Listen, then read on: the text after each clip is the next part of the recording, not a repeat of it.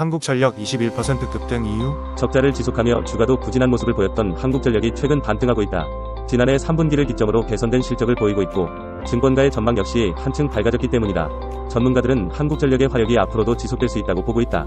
16일 코스피 시장에서 한국전력은 전 거래일보다 550원, 2.94% 오른 19,240원의 거래를 마무리했다. 장 초반 19,490원까지 치솟기도 했다. 지난해 10월 24일 기록한 52주 최저가 16,030원과 비교해서는 21.3% 뛴 주가다. 반등을 이끈 재료는 호실적이다. 한국전력의 지난해 3분기 매출액은 전년 동기 대비 23.8% 증가한 24조 5천억 원.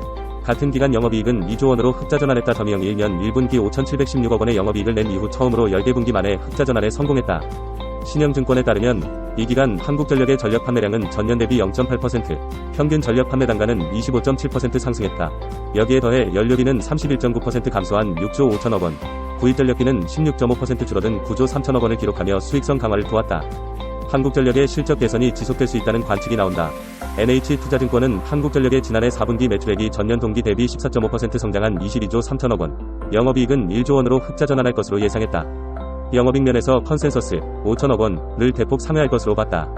이민재 NH투자증권 연구원은 지난해 4분기 기준 원전 이용률은 87%를 달성한 것으로 추정되는 상황이라며 4분기 S&P 전력 도매가는 11월 이상고온과 12월 혹한에도 불구하고 kWh당 129원으로 연중 최저 수준을 기록했다고 설명했다. 주가를 부양할 추가 모멘텀, 상승 동력이 유효하다.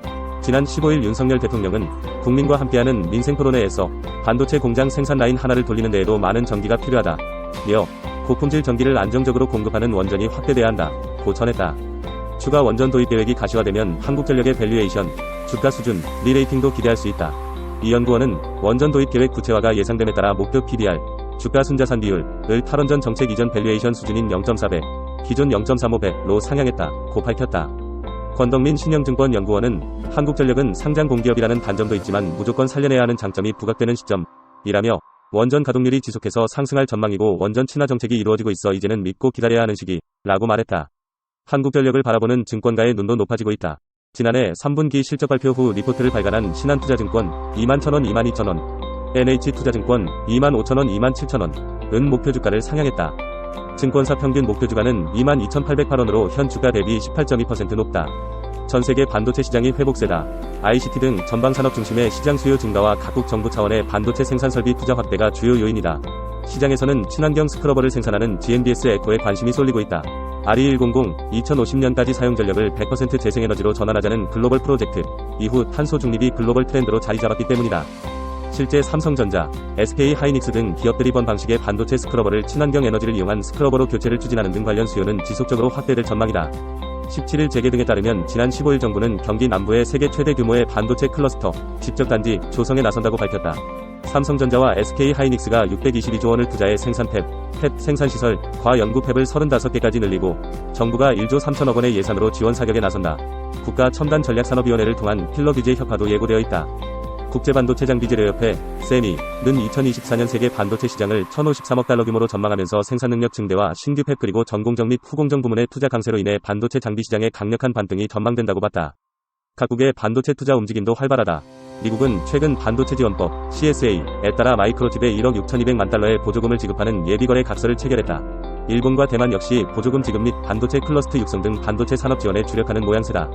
업계에서는 국내의 반도체 산업에 전방위적으로 우호적인 환경이 조성될 것으로 예측하는 가운데 설비, 후처리, R&D 관련 기업의 실질적인 수주가 확대될 것으로 내다봤다. 실제 삼성전자와 SK 하이닉스의 친환경 스크러버를 납품 중인 GNBS 에코는 신규는 물론 교체 수요까지 흡수하면서 성장 모멘텀을 확보한 것으로 판단된다. 글로벌 시장을 중심으로 태양광 시장도 뜨겁다. 우드 맥킨지에 따르면 미국 태양광 설치 수요는 2022년 19기가와트, 2023년 28기가와트, 2024년 33기가와트, 2025년 39기가와트, 2026년 44기가와트로 증가할 전망이다.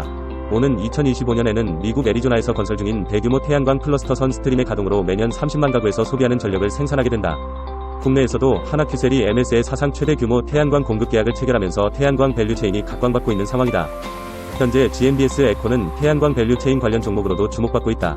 GNBS 에코의 주력 제품인 친환경 스크러버가 2050 넷제로 달성과 RE100 등으로 태양광 발전 시설에 도입되는 필수 장비이기 때문이다. 사측 관계자는 이 제품은 현재 미국, 인도를 비롯 10개 이상의 국가에 동시 공급하고 있다고 설명했다.